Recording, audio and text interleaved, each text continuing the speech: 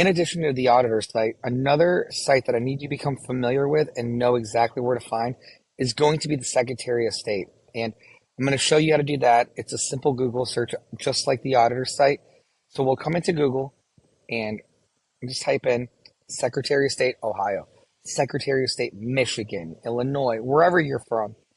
Search it, and we're going to find it right here.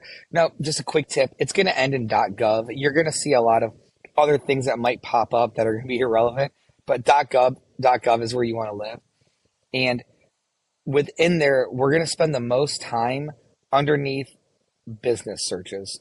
So we'll scroll in, let's look around here, and we're going to look for business searches. So businesses, let's click into there. File online, a business search. Business search is where you're going to spend 99% of your time. And this is going to be the backbone of reverse prospecting. But I'm going to get into that in another video.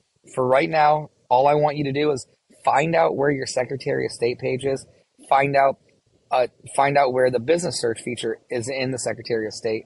And in the next training, I'm going to show you how the auditor site and the Secretary of State come together and what kind of role that's going to play in helping you find cash buyers or even helping you find sellers and people that own homes.